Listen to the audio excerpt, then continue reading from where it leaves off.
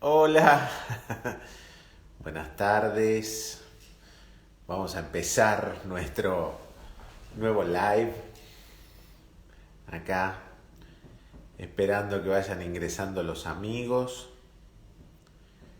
Eh, Ahí están empezando a subirse los queridos amigos que no solamente son de Buenos Aires, no solamente, algunos no son solamente de Argentina. Es cierto que a veces con el tema del horario se les complica a muchos y me dicen que lo ven el fin de semana, por eso lo subimos después al Instagram TV, así que eso nos pone muy contentos a todos, que podamos ir conectándonos de a poquito con diferentes espacios, diferentes lugares, eh, y bueno, sentir la compañía en un momento tan particular donde, bueno, la conexión lo es todo. Veo amigos que son del sur, amigos que son del norte, amigos que son del centro.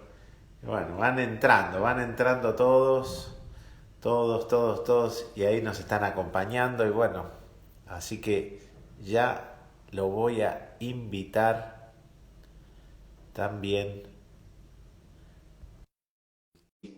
al gran, querido colega, compañero de batallas, que es un gran gusto que podamos hablar juntos. Y ahí lo veo. Hola, Gus.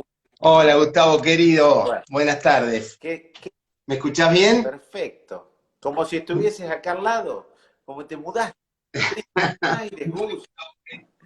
Gus, yo Una primero, alegría enorme, enorme estar acá compartiendo este espacio con vos, con los recuerdos, con todo, toda la historia que nos unió de haber creado el Fobia Club, recordarlo siempre a Oscar Carrión, nuestro querido amigo, el proyecto, y hoy pensaba cuando vino la primera vez a invitarme, que recién comenzaba todo, que creo que Río Cuarto fue una de las primeras sedes del país, sí, y nos reunimos con él.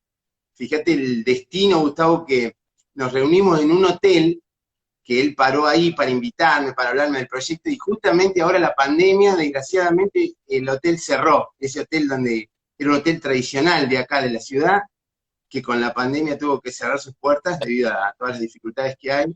Y bueno, y me acordaba que en ese salón de ese primer piso nos juntamos por primera vez a armar el Fobia Club. qué pena que cerró. Pero bueno, sí, son ciclos muy recordados, muy lindos. Yo tengo un enorme placer de estar hablando con Gustavo, a quien admiro, quien quiero, porque él es un emprendedor de la salud mental. Y eso es realmente un título que a mi parecer es muy diferenciable de muchas otras especialidades o de muchas profesiones. Porque Gustavo, además de ser un hombre que conoce del tema, que sabe de la ansiedad, de la bipolaridad, de la psiquiatría en general, de la neurociencia, siempre ha tenido la mentalidad emprendedora. Y siempre hemos compartido muchos proyectos porque él tiene una mirada diferente, se anticipa a los hechos, tiene una capacidad de entender lo que viene como la novedad, es curioso, se mueve. Y bueno, para mí es un gustazo enorme poder charlar un rato con vos, que te quiero tanto y que has estado en muchos momentos conmigo. Así es, gracias por tu presentación. Vos sabés que siento lo mismo por vos, el mismo respeto, el mismo cariño y también la admiración, a tal punto que este año, entre una de esas digamos, de esas medidas, de esas iniciativas que vos mencionás, fue la de armar una red nacional de neurociencia, en las cuales le comento a toda la gente, a todos los colegas que están mirando, por supuesto que vos estás invitado y vos me dijiste que sí de entrada, para tener contacto permanente en todo lo que se va a venir, los desafíos post pandemia, y tener en cada provincia de alguna manera un referente, un número uno, con quien interconsultar, porque a veces te pasa que los pacientes quieren otra opinión, quieren saber si está bien lo que estás haciendo, y me parece bárbaro que se pueda hablar con los referentes de cada zona, de cada lugar y de cada especialidad. Así que imagínate, Gustavo, que está también la doctora Andrea López Mato, el doctor Carlina, el doctor Chiquena Parker, el doctor Sergio Gerstein en Bahía Blanca, Luis Semper en Corrientes, González Palacio en Chaco, gente de Villa María, el doctor Berrone. Bueno, tenemos la doctora Carolina Remedi, que hace psiquiatría infantil, que es una referente también de Córdoba, o sea, el marido, el doctor Carlos Soria. O sea, hemos armado un grupo muy, muy interesante para poder tener una red de interconsulta, no solo entre nosotros, sino que el mismo paciente pueda acceder a eso, y más ahora que se ha puesto tan de moda todo esto de la telemedicina, de la consulta a distancia, y que quién sabe cuándo vamos a poder tener presencialidad de nuevo. A tal punto, fíjate que hoy nosotros, esta noche a las 12 de la noche, entramos otra vez en fase 1 acá en Río Cuarto. O sea que por 10 días volvemos, porque hubo un brote tremendo de casos, entonces bueno, por 10 días se cerró todo de nuevo, entramos en fase 1 esta noche. Bueno, un tiempo más para trabajar, para seguir estudiando, para aprovechar. Para hacer cosas. Vamos a seguir aprovechando Exactamente, puertas exactamente. para adentro. Bueno, sí, acá en Buenos Aires yo Para creo que iremos también hacia eso por algunos indicadores que por ahí no son tan buenos, así que no sé si volveremos a la fase 1, pero probablemente también haya algunos cambios porque, bueno, este virus es muy dinámico y entonces nada de lo preestablecido de una semana sirve para la otra, ¿viste? Pero bueno, nos vamos acomodando, siempre nos hemos acomodado. Vamos acomodando. Una más, una más. Una más que nos toque. Gustavo, a ver, Sí. porque hoy la convocatoria yo te convoqué para hablar de la bipolaridad. Me encanta. ¿Cómo no? Ahí está, miren, gente de Salta. Me encanta que puedas ser vos el que nos introduzcas en el tema de qué pensás, qué sabés, qué es para vos, que nos puedas ir definiendo el tema de la bipolaridad. Perfecto. Bueno, lo primero que te diría es que estamos ante un gran capítulo, cada vez quizá con mayor, digamos, inclusión de gente que ha sido durante años mal diagnosticada o subdiagnosticada, y que engloba, diríamos, desde los nuevos paradigmas que han venido con el último clasificador internacional, pasando de la psiquiatría, que era categorial, o sea, poner en un cajón, en un capítulo, en un diagnóstico, una enfermedad, encuadrarla ahí y tener que cumplir esos criterios, a criterios que hoy están, de alguna manera, se están reviendo y están apuntando a lo dimensional. Por eso dicen, son todo el espectro de los trastornos del ánimo. ¿Por qué trastornos del ánimo? Porque hay un gran abanico dentro de ese capítulo que engloba todo, entre ellos, por supuesto, el trastorno bipolar.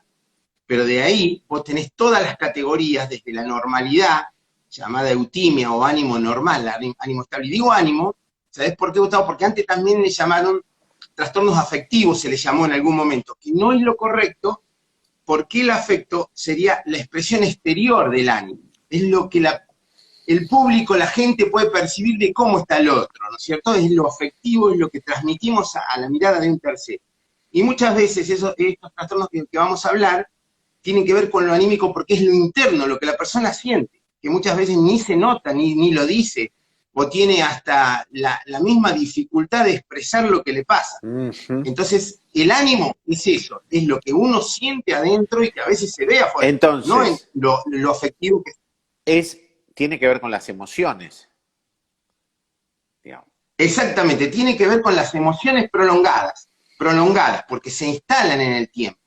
Por eso lo normal, de la emoción normal, que estaría lo que hablábamos recién, eutimia, de donde podemos partir la línea de base, es alegría-tristeza. Alegría-tristeza son emociones normales, que a veces la gente le teme a estar mal un día, o dos, o hasta tres, o también alegre, pensando, bueno, si está triste, esto estará enfermo, sobre todo el que ha tenido ya un episodio previo, piensa que con 2 o 3 días de tristeza puede volver la enfermedad.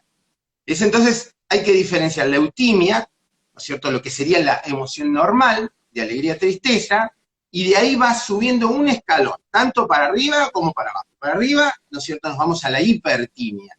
La hipertimia es una manifestación de una alegría más intensa, sin llegar a ser patológica si es que dura un tiempo breve.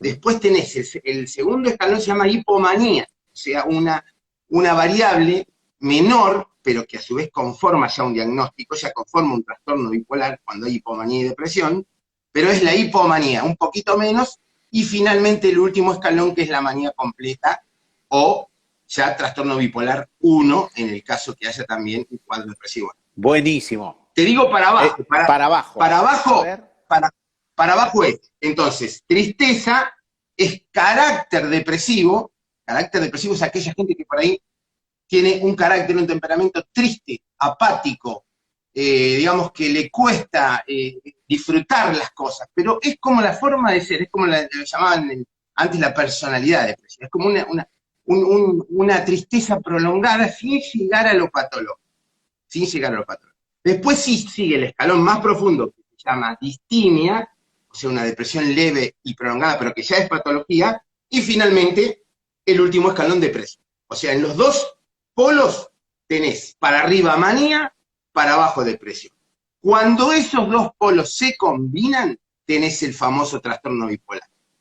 Puede aparecer primero uno u otro, o intercalarse, o a veces no. A veces se repiten episodios de un mismo ciclo, por ejemplo, varios episodios depresivos, y cada tanto un episodio maníaco o hipomanía. Si es maníaco, que es completo con todo el malestar que trae aparejado, se llama bipolar 1. Bipolar 1.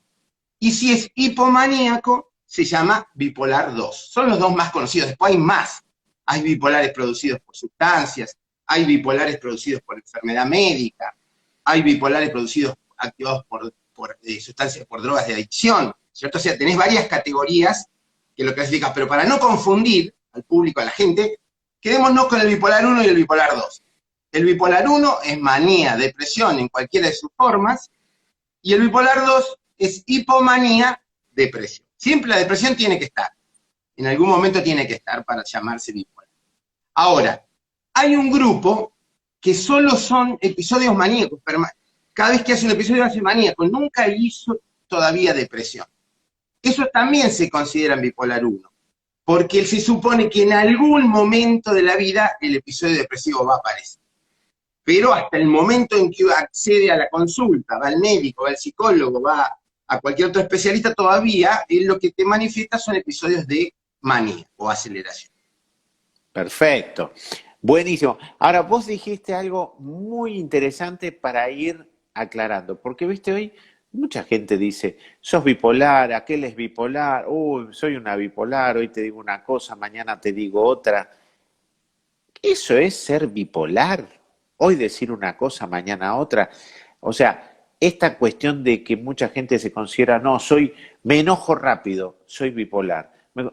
Hay algunos elementos que en general la gente, el léxico popular ha incorporado que me parece que le quita realmente el carácter de diagnóstico que tiene esto y que esto es una enfermedad. Entonces, también vamos a ir aclarando de cuándo una emoción es normal, cuándo no es normal, digamos, una reacción, un momento, esto se puede medir con el tiempo, se puede medir con la intensidad. ¿Cómo hacemos para ir metiéndonos en el tema de las emociones y que quede un poquito más claro? Perfecto, muy bien. Es cierto que la palabra se ha bastardeado, se usa ya como un calificativo, y realmente se pierde el sentido de por ahí tomar con verdadera seriedad y con verdadero sentimiento, con verdadera, digamos, una actitud profesional, lo que es esto, que es una patología grave. La bipolaridad es una patología grave. Entonces, hay que definirlo como corresponde, hay que saber qué es tener un trastorno, no ser un bipolar, sino tener un trastorno bipolar, porque la persona no es un bipolar, tiene un trastorno bipolar. La persona es mucho más que ser un bipolar. Entonces, tener un trastorno bipolar significa que va a tener un episodio en la vida de tipo maníaco o hipomaníaco. Eso tiene además su definición, su concepto, su signo, su síntoma. Es decir, primero que el episodio tiene que durar al menos 7 días seguidos en los que el sentimiento de exaltación, o sea, es una elevación intensa del estado de ánimo, fácilmente percibible por el entorno, con irritabilidad, con euforia, con verborragia o logorrea, también se llama logorrea, o sea, habla mucho, habla sin parar. Fuga de ideas, no puede terminar un concepto y se engancha con otro. Distraibilidad, es decir, está hablando, pasa algo en el entorno y ya su dirección de atención se fue con esa información y se perdió lo que estaba diciendo. Aparte tiene una de las características centrales, que es la disminución de las horas de sueño. Eso es fundamental, porque después vamos a hablar de eso, que es un factor muy interesante predictivo de cuando puede venir un nuevo episodio. El bipolar, el que tiene un trastorno bipolar, no es que tiene insomnio, no tiene insomnio. El insomnio es más bien la persona que quiere dormir y no puede. Es decir, no puede conciliar el sueño. La persona con trastorno bipolar, con pocas horas que duerme, está bárbaro, está fantástico. Duerme 4 horas, se levanta y está perfecto, porque siente toda esa energía que está dada por esa exaltación del humor, esa especie de digamos, irrefrenable energía y voluntad de hacer cosas. Por supuesto que esas cosas que emprende, en medio de esa aceleración, son por ahí conflictivas, porque no le gusta que le lleven la contraria, empieza a tener problemas con el entorno, se mete en actividades de riesgo o de excesivo placer o no planificadas, siente una autoestima exagerada, excesiva, entonces le parece que todo puede en ese momento de la vida. Justamente, él siente en ese momento que todos los proyectos, las ocurrencias, a lo mejor la creatividad que tuvo, la puede poner en marcha. Y generalmente, en esos periodos de tanta exaltación, emprende actividades que terminan mal. En lo económico, por eso se dice que tiene hasta prodigalidad, porque gasta en exceso, compra cosas innecesarias, hace regalos a gente que a lo mejor no conoce, llama en mitad de la noche, se contacta con familiaridad con amigos lejanos a lo mejor y con los cuales no tenía ya un vínculo, habla con la gente en la sala de espera, o sea, tiene un montón de actitudes que prácticamente no son comunes en él cuando él está en un estado de eutimia o de menos aceleración.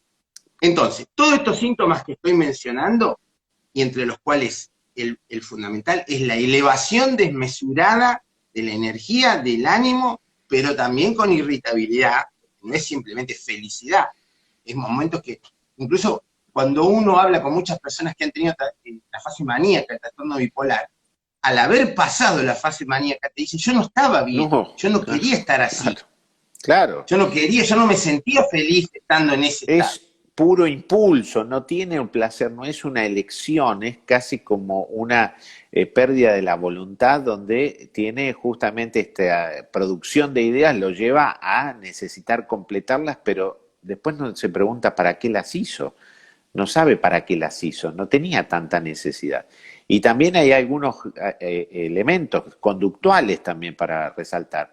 El tema de el consumo de alguna droga o el consumo sexual excesivo o el juego patológico, algunos comportamientos que uno claramente dice hay una impulsividad, no era así, de un día para el otro empezó a cambiar, la misma familia, la pareja se alerta, dice no sé, hace unos días que está raro, empezó a moverse, trajo gente que no conocíamos, habla con gente entusiasmada a cualquier hora de la noche, no podemos contar con él para las situaciones básicas del cuidado de los chicos, de la contención del trabajo, porque siempre está en otra, siempre está con algo que remite, que dice, este es mi momento, quiero disfrutar, quiero generar plata, quiero pasarla bien, siempre hay como una cuestión hedonista que en realidad es un impulso, ¿no?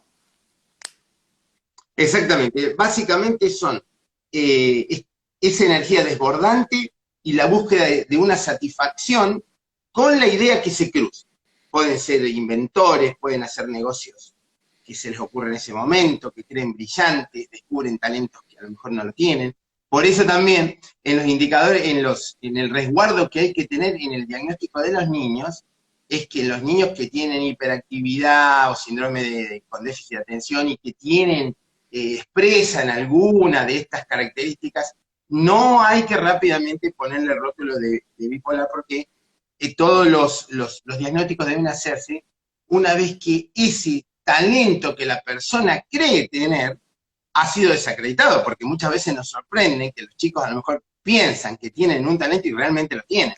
Entonces, el diagnóstico debería hacerse después de los 18 años, precisamente porque muchas veces estas cosas que parecen es un delirio, mirá, qué agrandado, qué autoestima que tiene, bueno, muchas veces está basada en alguna capacidad que la persona tiene y a lo mejor sí, por cierta vanagloria, expresa, sobre todo en las edades de pubertad, de adolescencia, en que hay un poco menos de inhibición de eso. Ahora bien, este episodio que hemos mencionado, que dijimos tiene que durar al menos 7 días y que es necesario estar presente en todo diagnóstico de trastorno bipolar, y que en el caso del trastorno bipolar 2 es lo mismo, son los mismos síntomas pero un poco más leves. ¿Cuál es el criterio que a veces el trastorno bipolar 1, que es el más grave, que la persona está prácticamente no duerme, no vuelve a la casa, anda desaliñado, gasta todo, a veces requiere internación? Ese es uno de los criterios que a veces marca el punto donde está ese equilibrio entre lo más o menos tolerable de la aceleración y ya lo prácticamente riesgoso. Requiere internación, a veces breve, para bajar ese estado de excitatorio, para que duerma sobre todo, y para que bajen las ideas de este, que como vos bien dijiste, a veces son ideas que llegan, tienen un ribete psicótico. Prácticamente lo que dice, lo escucha la misma familia y dice, no, está totalmente fuera de lugar. Estas ideas que pueden estar presentes son un indicador a veces del trastorno bipolar. Son los nuevos indicadores que hay que mencionar. Uno de ellos, que es el que te gusta a vos casualmente, es cuando se le suma ansiedad. Fíjate que el trastorno bipolar, el 50% de los pacientes además tienen ansiedad. El 50%, la mitad. O sea, un trastorno de ansiedad sobreagregado. El número 1, que es el más frecuente, ataques de pánico. Después el trastorno por ansiedad social. Después el trastorno, la fobia simple. Pero hay algo... O sea, tienen ansiedad. Hay algo muy importante en lo que estás diciendo, porque cuando viene el paciente, se presenta en la consulta, dice, yo tengo pánico, yo tengo ansiedad, no puedo dormir, pero cuando uno empieza a ahondar un poquito más y detecta que hay un trastorno bipolar, el paciente empieza a sentirse incómodo. No le gusta, empieza a sentirse como que le estamos descubriendo el verdadero tono que tiene y eso lo incomoda porque considera obviamente que es de mayor riesgo, le da mucha aprensión sufrir o desarrollar un cuadro más bipolar, ¿no? Así es, y básicamente, Gustavo, porque el bipolar defiende el estado maníaco, porque en el estado maníaco siente cosas que nunca sintió en la otra faceta de la moneda cuando está depresivo. Entonces muchas veces no le gusta que le digan, no, mirá, estás acelerado, esto que estás diciendo no es correcto, estuviste imprudente con esta persona, fuiste muy agresivo, o le dijiste una verdad en la cara pero sin anestesia, como pasa con los trastornos bipolares, que Bueno, las personas dicen cosas hirientes. las tasas de separación, de divorcios en estos procesos, porque de repente todo lo que era el afecto, la contención del otro, el hecho de negar ciertas diferencias, se pone todo a la vista y en esta cosa expansiva, megalomaníaca, tira todo por la borda, se pelea, le dice cosas muy hirientes, o a veces le propone cosas que en realidad están fuera de la lógica de ellos. Le dice, bueno, ahora quiero un poliamor, ahora quiero una relación abierta, me gustaría traer a otra persona a casa. La pareja que nunca había escuchado este deseo se asombra, se alarma, se angustia y muchísimas veces, bueno, los lleva a que los echen de la casa. Son muy echados de sus casas este tipo de pacientes. Sí, sí, sí, sí. Y encuestas hechas, en matrimonios, ¿no es cierto?, de años de parejas que han convivido con una persona con trastorno bipolar, se le preguntó tanto a la mujer como al hombre, si hubieran sabido que su esposo tenía este problema, si hubiera casado igual, hubiera convivido igual, y un alto porcentaje dice que no. Entonces, esto es real, de que la enfermedad genera problemas y dificultades en la interrelación, en la convivencia con los hijos, con la mujer, con los amigos, con los compañeros de trabajo, en el entorno. Entonces, claro, volviendo a lo que decías recién, el paciente o la persona con trastorno bipolar defiende el estado maníaco, porque en ese estado siente cosas y poderes y actitudes y energías que no ha sentido cuando ha tenido la experiencia de la depresión, que es todo lo contrario, esta es la otra faceta: pérdida de energía, ganas de dormir, apatía, pensamientos de autoextinción, ideas de culpa, falta de apetito o apetito exagerado, sobre todo pérdida de placer en las cosas que le gustaba. El otro polo, la otra cara de la enfermedad, como en el teatro griego, ¿viste? La Las tristeza y la máscaras. sonrisa mezclada y a veces mixto, o sea, el episodio, el trastorno bipolar con episodios mixtos son aquellas personas que ciclan en el mismo día, a veces tienen. La mañana está acelerado, a la noche está triste, Qué a la bueno esto que madrugada se decís. despertó, al otro Qué día. bueno esto que decís, porque muchas veces la persona entra en una dinámica de la incomprensión de sí mismo. Dice, pero a la mañana tenía unas ganas, a la tarde ya no lo quería, a la tarde me apareció otra idea, quería irme a dormir, pero a la noche me levanté y me puse a pintar. Muy importante Exacto. el que la persona tenga como un termómetro emocional, ¿no? Perfecto, ese es el episodio, es el más complejo de tratar. El trastorno bipolar con episodios mixtos, que se llama, o sea, se mezcla, tienen un día de aceleración, o en el mismo día, en las 24 horas te cicla mucho, te cambia de humor, te cambia de aspecto, como decís vos, de noche y a lo mejor está contento, está alegre, se queda hasta las 4 de la mañana, el otro día está triste, llora, tiene culpas, tiene sentimientos de angustia de las cosas que hizo el día anterior, pero esos son muy difíciles y rebeldes al tratamiento. Otro indicador importante, los cicladores rápidos, llamados cicladores rápidos, son los que tienen 4 episodios o más al año. En el año, normalmente un episodio, tanto depresivo o maníaco, puede durar 2 o 3 meses. Actualmente con las terapias actuales ya prácticamente se trata de inmediatamente volver a estabilizar al paciente antes que sufra 3 o 4 meses. Antes nos costaba mucho, a veces hasta llegar a internaciones repetidas con los pacientes para poder estabilizarlo. Hoy con todo el arsenal que hay farmacológico y psicoterapéutico se puede reducir mucho el tiempo. Pero igual hay cicladores rápidos, que son variables complejas, ¿cierto? El que consume alcohol, otro gran desafío, porque sabemos que la persona con trastorno bipolar que consume alcohol aumenta muchísimo el riesgo de recaída y de reaparición de los episodios. Ni hablar de otras drogas, ¿no es cierto? Sobre todo las drogas excitotóxicas, Claro, las la variable anfetamínicas, las que lo ponen para arriba, anfetaminas, imagínate, es tirarle nafta al fuego, ¿no es cierto? Anfetaminas, cocaína, todas las drogas excitantes, bueno, son variantes o indicadores de agregar un riesgo. Entonces decíamos la ansiedad, los episodios mixtos, los cicladores rápidos, los que consumen sustancias, y finalmente el último te nombro, para si seguimos desarrollando, es el llamado, que esto es importante, que a la gente le gusta mucho, que es el llamado patrón estacional.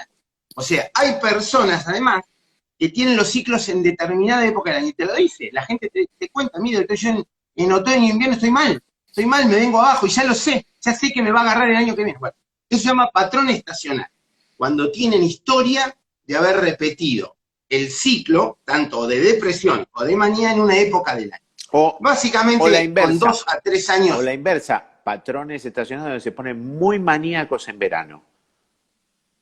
Bueno, justamente,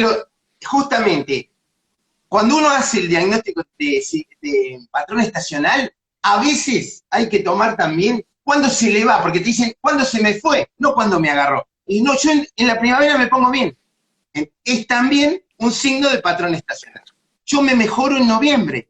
Claro, probablemente con todo, digamos, las consecuencias que tienen las variaciones del tiempo climatológicas sobre nuestro árbol de neurotransmisores, mejoras, la mayoría de los pacientes mejora en primavera, verano, pero tienen ese efecto. Pero no siempre es así, porque algunos pacientes tienen el patrón invertido, digamos, se deprimen en los tiempos cálidos y mejoran el ánimo en el invierno-otoño. Entonces, esos son los 5 indicadores. ¿Cuánto hay de todo esto? ¿De qué estamos hablando? ¿De qué mundo estamos hablando? Estamos hablando más o menos de un 0,6% de la población mundial. O sea, vos fíjate que la tasa de de esquizofrenia es del 1%, es permanente. Ahora, ¿qué pasó con el trastorno bipolar? El trastorno bipolar, decimos el 0,6%, porque fue subdiagnosticado. Porque después, dentro del gran capítulo de los depresivos solos unipolares, que se llaman la depresión unipolar, hay muchos bipolares escondidos. Entonces, en este cambio que yo te comentaba recién de lo dimensional, cada vez más se está haciendo más grande la torta de los pacientes bipolares con respecto a los unipolares, o los de depresión unipolar, porque había muchos que todavía seguían siendo diagnosticados de depresivos puros, y habían tenido un episodio hipomaníaco, y habían tenido estados hipertímicos, y habían tenido a veces un ciclo cuando eran jóvenes de aceleración, uno por ahí se olvida. Entonces, ese rastreo, es lo que vos decías, ese diagnóstico hecho en base a reconstruir la historia de la persona es fundamental. Clave. Y a veces, Gustavo, eso lo hace mejor la familia que el paciente. Sí, Por eso fundamental, fundamental. Es más, la familia viene con el dato preciso. Mire, doctor, que cuando teníamos 18 años, él una noche se quiso ir de vacaciones con los amigos, estuvo una semana sin dormir y después volvió y no quiso levantarse de la cama porque estaba fundido, agotado, pero me dijo que la pasó mal igual, cuando se fue y cuando volvió. O sea, elementos contundentes que muestran en la historia basal del paciente que tuvo un periodo de malestar, molestia, y como bien decís, el paciente lo niega o muchas veces le falla la memoria también. Sí, sí, sí. Y lo subestima cuando él se ha sentido bien. Él te dice, sí, estuve un poco así, pero no es para tanto. Entonces siempre es bueno en un ratito de la consulta al final hacer pasar a la señora o hacer pasar al padre, la madre o los hijos. ¿Cómo lo vieron? ¿Cómo es en casa? ¿Qué hace? ¿A qué hora vuelve? ¿Qué les dijo últimamente? Es fundamental, porque el episodio maníaco o hipomaníaco no es autorreportado naturalmente. La persona va a tratar, como dijiste al principio, de subestimarlo, porque ahí está bien, no quieren que lo mediquen para eso. Por eso una de las primeras cosas que no me vaya a medicar para que yo me dope, para que me bajen de acá, no quiere eso. Entonces, ahí está ese vínculo que hay que establecer para explicarle, para hacer psicoeducación, de que eso no es una alegría normal.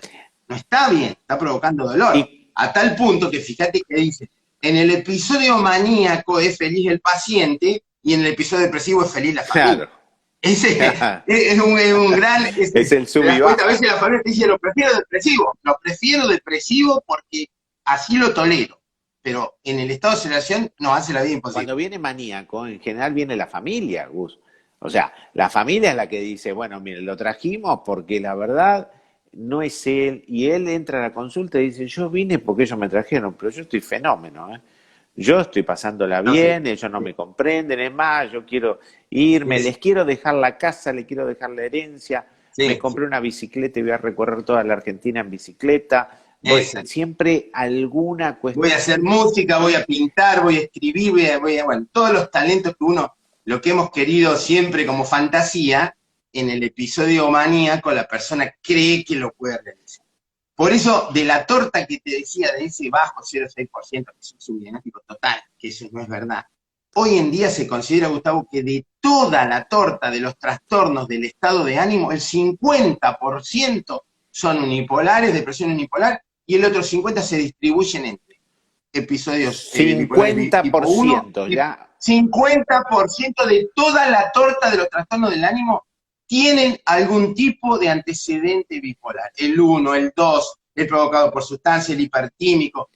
O sea, bueno, y si vos rastreás, encontrás también en los pacientes ansiosos, muchos de ellos que vienen a la consulta por la ansiedad, porque es lo urgente, porque es lo que les molesta, cuando empiezan a hacer el relato de su historia vital y demás, traen muchos elementos de bipolaridad. Muchos elementos, que se separaron 3 veces, exacto, que tienen 3 casas, que hicieron 3 trabajos diferentes, que ya, todo como decían, multiplicado, todo es multiplicado. En los periodos maníacos empezaron a tener un despliegue que después no pueden sostener claramente y aparecen después con cuadros agorafóbicos o panicosos en general, porque, bueno, porque obviamente es un componente que está muy ligado. Si uno también se pone a ver, Muy ligado. está superpuesto, hay muchos cuadros superpuestos o comórbidos, como decimos nosotros, ¿no? Exacto. Bueno, por eso decíamos, de ese 50 que nos queda, que tienen algún antecedente de bipolaridad, además, el 50 tienen ansiedad. El 50% de ese 50 tienen ansiedad. Un síndrome de ansiedad que probablemente, a lo mejor sea el motivo por el que viene a consultar. Pero como vos decís, a lo mejor empezás a rastrear y abajo encontrás parte de estas situaciones del estado de ánimo que en su vida le han traído problemas en abandonos laborales, en cambio de erradicación, en que cambié la actividad, puse otro negocio, lo vendí, compré otra cosa, después me me metí en un oficio que yo no sabía, me fue mal, empecé de nuevo, me separé, me peleé con mi hermano, bueno, todas las dificultades que te va relatando el haber estado en esos ciclos de inestabilidad. Ahora bien, ¿qué pasa? ¿Cuál es el gran desafío de esta persona con estas ciclaciones? Porque no nos olvidemos que después de estar hablando de este episodio que estamos describiendo mucho, el episodio maníaco, está el otro, que no nos tenemos que olvidar, cuando está tirado 2 o 3 meses en la cama, no tiene voluntad, se abandona, no se quiere bañar, no quiere ir a trabajar, no se levanta, empieza con ideas de tipo de autoextinción, que la vida no vale la pena, sentimientos de culpa, vacío en la cabeza, no puedo pensar, no tengo ganas de nada, no me sé. Bueno, ese es dolorosísimo, ese estado es el que él teme tanto. Entonces, uno de los grandes desafíos es precisamente, y creo yo que es la habilidad del terapeuta, del médico, enseñarle a que va a vivir en la inestabilidad. Aceptar que va a vivir en la inestabilidad y que eso es lo que vamos a combatir. Eso es lo que en esa alianza terapéutica vamos a intentar nosotros revertir, la inestabilidad, pero tiene que entender eso, aceptar que la tendencia natural de la enfermedad es llevarlo a la permanente inestabilidad. Pero que no sea porque la si no pendulación eso, de extremo a extremo. Vamos a tratar de tenerlo en una banda, ¿no? Que sea algo que... Y muchas veces estable, es decir, va a tener tiempos de muchísima estabilidad y bienestar, pero para darte una idea, Gustavo, yo lo pongo al terreno de un diabético, lo comparo con el diabético. ¿Qué diabético anda bien? El que cumple la dieta, el que hace gimnasia, el que va a los controles, el que se mide la glucemia, el que toma el medicamento en tiempo y forma. Bueno, el bipolar es muy parecido al diabetes, es muy parecido a tal punto que yo lo considero una enfermedad tan biológica que muchas veces les digo, ustedes psicológicamente son sanos, no tienen nada cuando están bien, psicológicamente. La pendulación que vos dijiste, la inestabilidad, es lo que hace aparecer la psicopatología. Claro. Y sobre todo los trastornos psicológicos en los tiempos de fluctuación. Cuando se estabiliza, aparece un sujeto sano, normal, total, que puede estar largo tiempo. Pero que tienen que reparar las consecuencias de los actos que tuvieron en estos picos bipolares. Porque cuando se deprimieron no hubo producción, no hubo desarrollo, no hubo contacto, entonces hay un deterioro de eso que tienen que compensar. Y cuando se pusieron maníacos, todo lo que hicieron fue extremo, desastroso, en algunos casos con muchísimo riesgo, y también tienen que reparar. Entonces, tienen que empezar a mirar para atrás y ver todo el tendal de cosas que dejaron mal, ir acomodándolas porque dejaron mal a los hijos, dejaron mal la economía de su familia, dejaron mal a los amigos, hicieron un montón de lío dentro de la estructura. Entonces, por eso, como bien decía... Pagan los platos rotos de las fiestas o de los malestares o las depresiones, ¿no?, que tuvieron. Entonces, ahí es la tarea. Ahí hay que trabajar mucho con la familia también para que entienda que no es que la tiene que pagar toda la vida, que esto no es la deuda externa que es impagable, sino que va a tener que ir mostrando un montón de conductas en ese momento, pero no le va a alcanzar la vida si es que tiene que pasársela reparando. Que algunas cosas, bueno, tiene que aceptar que fueron producto de la enfermedad, no de la voluntad del paciente. Y con esto no es que le quitamos responsabilidad, estamos conteniéndolo y entendiendo que esto es una patología y no es una elección.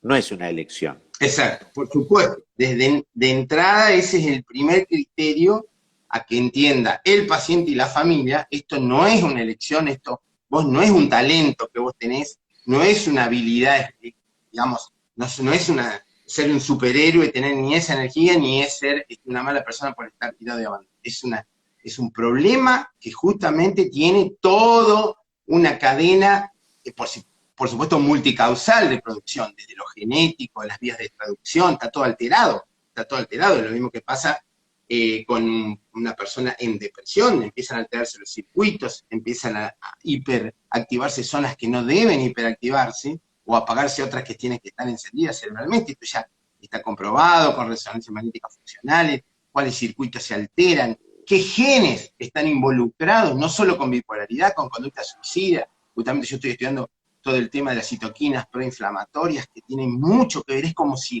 en los depresivos hubiera un estado proinflamatorio, Claro. ya hay alteraciones, es como si tuvieras un COVID Bueno, adentro, ¿viste? Se mueven las citoquinas. Es la última teoría de Beck, de Aaron Beck, el padre de la terapia cognitiva. Claramente dice, Sí. miren, la depresión termina siendo una necesidad de, como si la persona tuviese gripe, de necesidad de resguardarse, de disminuir el consumo de energía, de cosas, para repararse internamente, que es parecido a lo que vos decís. O sea, cuando la persona tiene un malestar biológico, va a tender a recluirse, a aquietarse, a no producir, porque todo eso genera mucho desgaste. Pero, Gus, y eso aumenta tremendamente, Gustavo, la estadística, que esto también es una información a veces delicada, pero hay que decirla, de tasa de suicidio.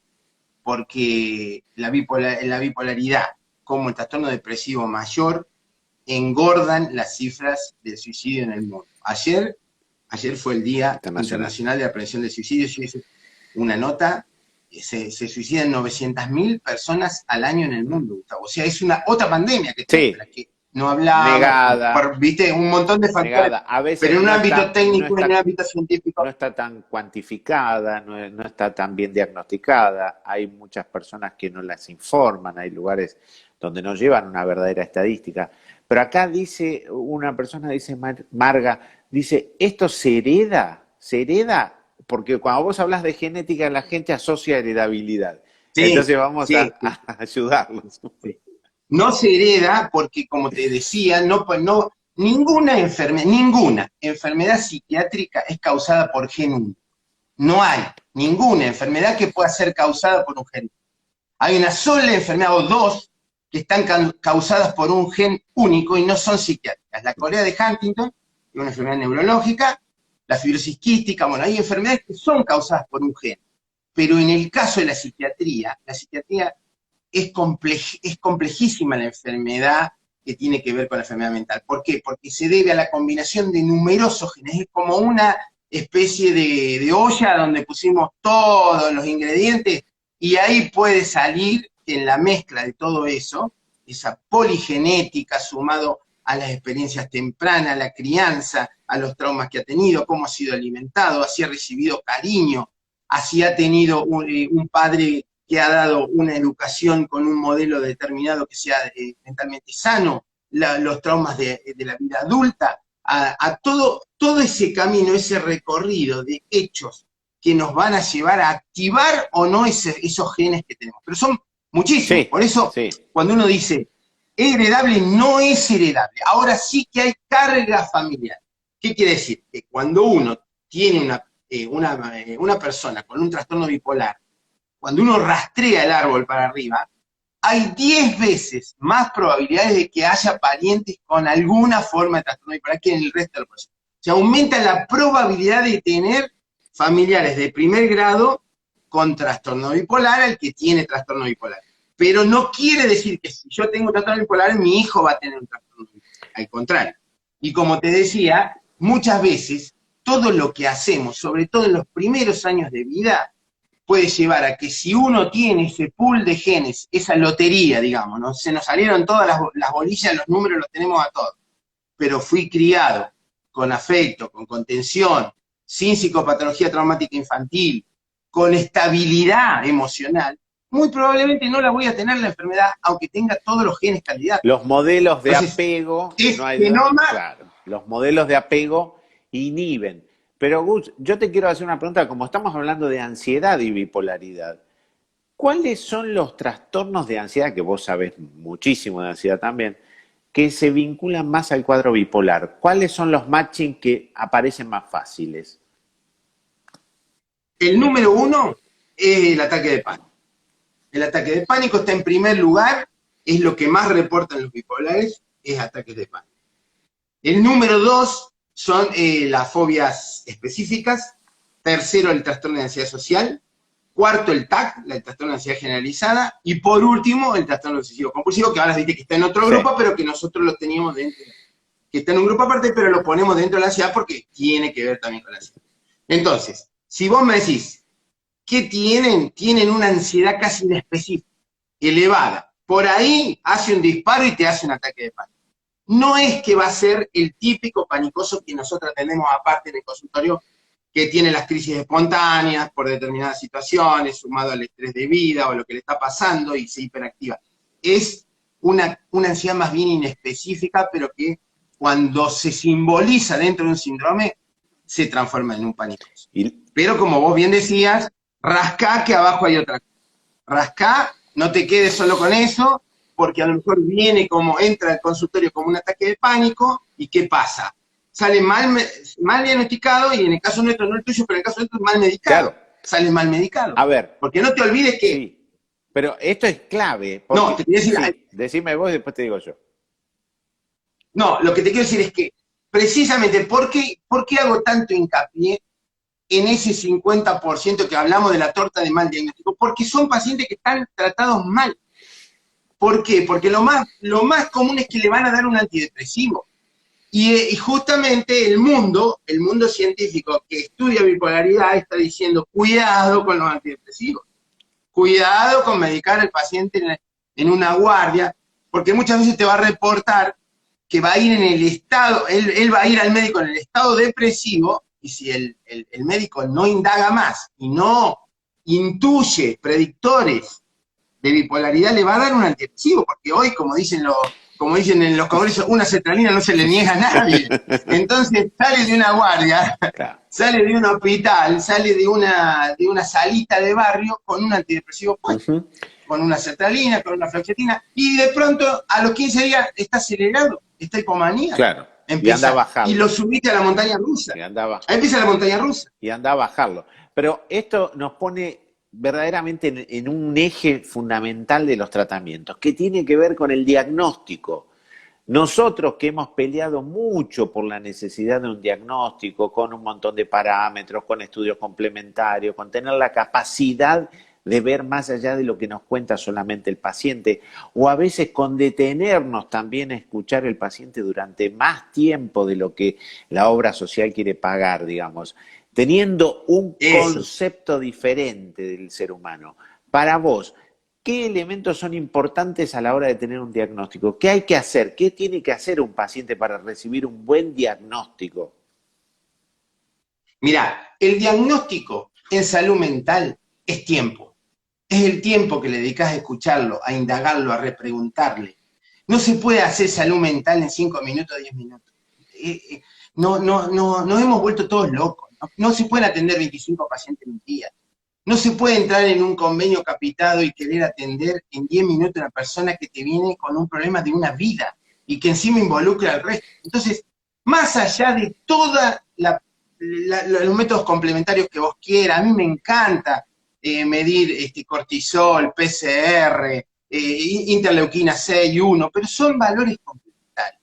En la escucha de la consulta, el quedarte un ratito más y preguntar algo que te quedó una duda, ahí está el gran desafío psicológico, psiquiátrico y el éxito terapéutico en encontrarle el diagnóstico.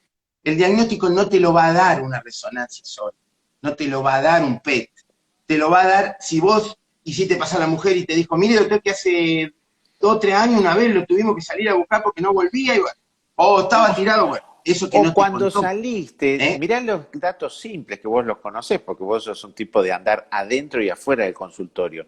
Pero la realidad es cuando acompañás al paciente hasta la sala de espera o hasta la secretaría y lo ves cómo camina, cómo reacciona cuando le dan el turno a la secretaria, porque el comportamiento dentro del consultorio también puede tener un halo de protección y el paciente puede mostrarse con una necesidad Sí, de sí, aceptación y bueno, viste esto que vos sí, decías de la alianza sí. terapéutica, que es fundamental. Entonces, obviamente que una cosa, o cómo saluda a la familia cuando sale de la consulta.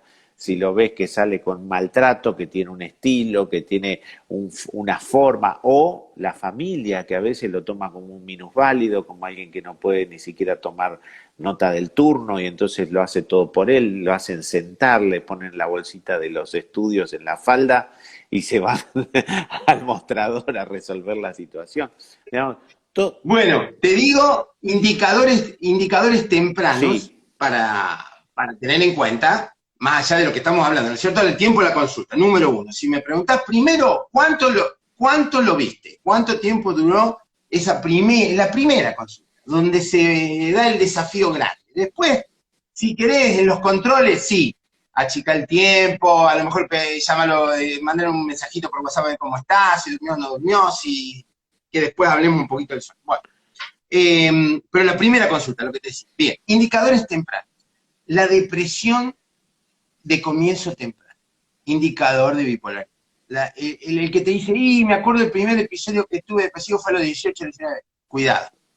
Depresión temprana, por más que vos nunca lo hayas visto todavía en estado de excitación maníaco o hipomaníaco, ya te habla que puede ser un trastorno bipolar en curso. Vos estás viendo todavía la parte de depresión temprana. La depresión que tiene hipersomnia, o sea, en vez de estar mucho en la cama, duerme mucho, o sea,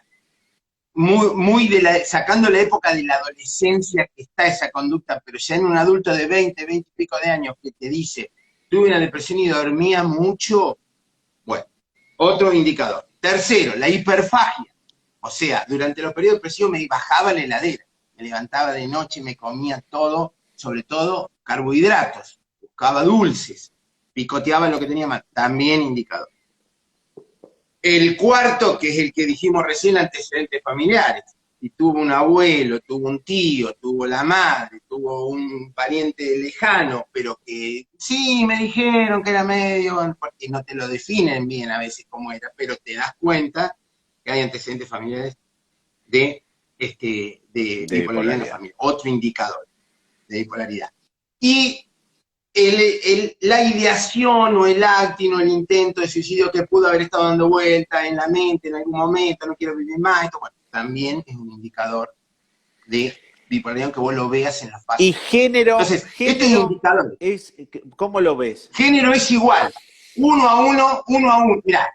Mirá, género del bipolar uno es 1,1 en el hombre, 1 en la mujer, o sea, casi igual. Te digo más, incluso todavía es un poco peor en la mujer. ¿Por qué? Porque ahora ha aparecido la bipolaridad en la mujer y tiene más consumo de alcohol, tiene a la desorganización conductual, a mayor, o sea, pareciera ser que la bipolaridad en la mujer, además, tiene una alta tasa en el postpartum. Otra Qué característica. bueno Cuando alertar, tiene un qué bebé, bueno entender que hay elementos, situaciones vitales que no hay que aceptarlas como que son normales, digamos. Si la persona después del parto empezó en una situación errática, en un cambio de humor, en un estilo de... en la primera semana, Gustavo, en la primera semana ya empiezan los cambios de comportamiento y de acción con respecto al bebé. Es también muy patognomónico del trastorno bipolar. ¿No es cierto? Hay otros cuadros también, ¿no es cierto? Hay psicosis puerperales, pero lo más probable es que sea una activación de la bipolaridad, como vos decís. Así que bueno, todos son indicadores a tener en cuenta. ¿Qué pasa? Te voy a dar Y un dato. ¿Qué pasa con, porque en sí, la fase maníaca, qué pasa con el organismo? Porque empiezan a hacer actividades extremas deportivas, grande rutina, dice voy a entrenar día, tarde, noche. ¿Qué pasa con esa excitación física que tiene el paciente? ¿Cuál es el impacto cerebral en el estado de ánimo estar sobreexcitado? bueno, todas las áreas que tienen que ver con la excitación, sobre todo la corteza prefrontal ventromedial y la corteza prefrontal orbitaria y la amígdala están hiperactivados. Entonces, además de estar excitado, está irritable, está un poquito agresivo, está desafiante, se las sabe todas, se pone soberbio. Entonces, mientras cursa el periodo, lo aguanta, lo soporta, porque es como que tiene nafta súper. Está con alto octanaje, digamos. Entonces ahí funciona 4, 5, 7 días, 15 días. Después que cae naturalmente, porque, digamos, la montaña rusa en algún momento baja, y allá arriba baja. Es como una ley de la vida. Está acelerado y le parece que lo vamos a tener. Ningún episodio maníaco puede durar toda la vida. No puede durar ni siquiera meses.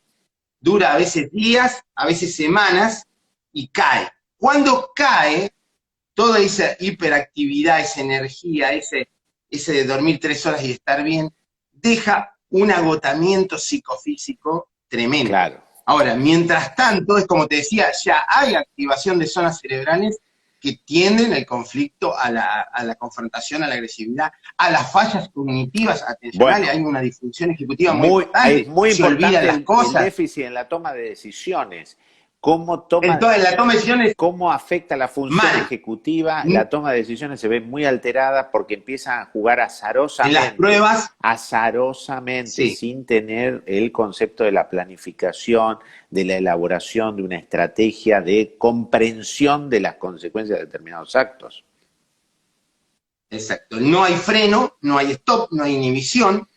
La desinhibición también es sexual. No te olvides que hay un hipererotismo. Entonces entra en conductas a veces reñidas con la moral por ejemplo, en cuanto al circuito cercano de personas que son amigos o conocidos, y bueno, a mí me ha pasado hasta con pacientes que en algún momento de la excitación indiferencian la elección sexual. Claro. Y no porque tengan definido eso, sino que simplemente les da lo mismo, en ese estado de excitación tan elevado, indiferencian la elección. Exacto. Entonces, todo ese cortejo de aceleración, con todas estas dificultades, disfunciones cognitivas que estamos hablando, en la toma de elecciones, problemas con la ley, ni hablar. Yo que estoy en tribunales, imagínate que veo muchas veces hechos cometidos durante una situación de euforia de estas, que son personas inimputables, por supuesto, pero a veces el problema está, y lo tenés que llevar. Y el daño está hecho, y muchas veces esto de me causó gracia que me robé el auto del vecino, que me metí saqué un crédito y no lo pagué, y qué sé yo, por ahí muchas veces no median que las consecuencias generó un daño en el otro, en terceros, y obviamente que más allá de que tuvo el acceso maníaco y que puede ser inimputable, el otro realmente sufrió un castigo y es penable, ¿no? Y después queda, como vos preguntabas, toda la etapa de agotamiento que viene aparejado, casi se confunde con el ciclo depresivo, pero puede ser el mismo agotamiento del estado de excitación. Entonces la astenia, el dormir mucho, el perder ya las iniciativas, todo lo que había soñado que iba a hacer, lo abandona, lo deja por la mitad, y viene todo este cansancio, esta fatiga y esta falta de proyectos, que quedan meses. Entonces ahí cayó en el otro periodo, que a veces es consecuencia de esa situación, o a veces la cara misma del estado de que cursa con esos síntomas. Entonces, justamente. En un minuto, decime, ¿cómo se trata? ¿Cuál es el combo de tratamiento? Bueno, porque esto debe ser complejo. El tratamiento es como un zapato, para hacerte un ejemplo. ¿Qué decir? El zapato, ¿le tiene que gustar el zapatero? No. El cliente que dice acá me duele, acá no me duele, acá me aprieta. Entonces, el tratamiento muchas veces te lo va marcando el mismo paciente con la respuesta terapéutica. Porque a vos te puede encantar un medicamento, un antipsicótico atípico, un estabilizador del ánimo, algunos el Divalproato, otros el litio, otros la motricina, o otro un antipsicótico atípico. Nosotros, cada psiquiatra, cada médico tiene su su favorito, que es el que más ¿Terapia necesita? Por supuesto, no en el periodo agudo, Lo dejás pasar unos días que se estabilice y va a terapia. Y la terapia es fundamental. ¿Por qué? Primero que todo, ¿qué tiene que hacer el terapeuta?